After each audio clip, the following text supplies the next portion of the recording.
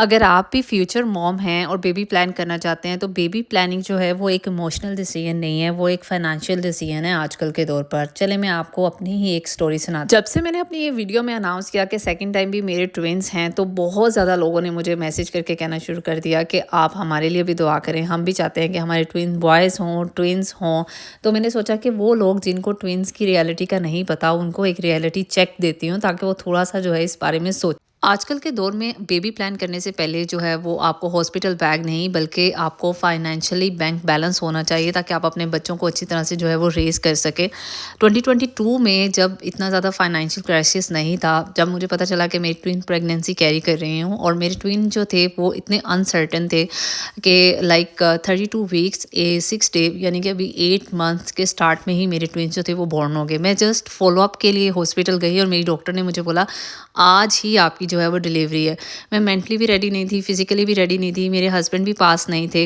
But अल्हम्दुलिल्लाह क्योंकि husband जो थे वो फाइनेंशियली ठीक थे, तो इसलिए हमें ज़्यादा प्रॉब्लम्स फेस नहीं करनी पड़ी।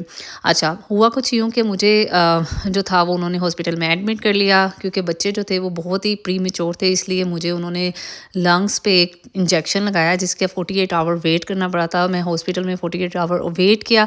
उसके बाद मुझे उन्होंने एपिड्यूरल दिया कि शायद मे बी नेचुरल हो जाए। उसके बाद उन्होंने मुझे जनरल एनेस्थीसिया दिया।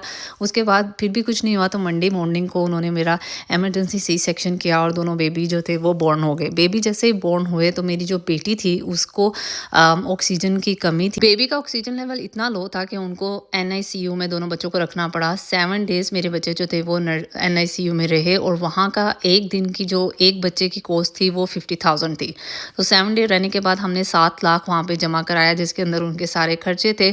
अब बात आ जाती है डिलीवरी के बाद जब आप बच्चे को घर लेके आते हैं। दूसरी चीज़ जो ये है वो मिनिमम आपके पास 6 मंथ के अनएक्सपेक्टेड एक्सपेंसेस का खर्चा होना चाहिए, यानी कि बैंक बैलेंस होना चाहिए जिसके अंदर आपके बेबी प्रोडक्ट्स आ जाते हैं, मेडिकल बिल्स आ जाते हैं, पीडियाट्रिशियन फ़ी आ जाती है और दूसरे फाइनेंशियल क्राइसिस भी समटाइम आपको फेस करने पड़ते हैं। प्रीमेच्योर बच्चे पैदा होते हैं ना तो उनके बहुत सारे छोटे-छोटे इश्यूज़ जो हैं वो निकल आते हैं। 1 मंथ के बाद मुझे हॉस्पिटल से कॉल आई कि आपके बच्चों का जो है वो आई एग्ज़ाम है। जब हमने बच्चों का पहली दफ़ा आई एग्ज़ाम करवाया तो पता चला कि मेरी बेटी की जो आइज़ हैं वो प्रॉपर्ली बनी नहीं थी और उसके लिए उसको ऑपरेशन करना ज़रूरी था। और ऑन द स्पॉट ही उन्होंने हमें कहा कि 3 लाख के जो हैं वो इंजेक्शंस हैं जो बच्चे की आँख में लगेंगे 1 मंथ की बच्ची के, और फिर उसके बाद उसका हर वीक जो है वो फ़ॉलो-अप होगा। पूरा मंथ हमने वो फ़ॉलो-अप किया जहाँ पे डॉक्टर की फ़ीस जो थी वो 3000 से 3500 थी। इसके अलावा मेडिसिन्स जो थी वो अलहदा थी। तो इसलिए अगर आप ट्विन प्रेगनेंसी करना चाहते हैं तो इमोशनली नहीं, फाइनेंशियली भी आपको स्ट्रॉन्ग होना चाहिए ताकि आप इन सब फेज़ से जो है वो अच्छे से गुज़र सकें।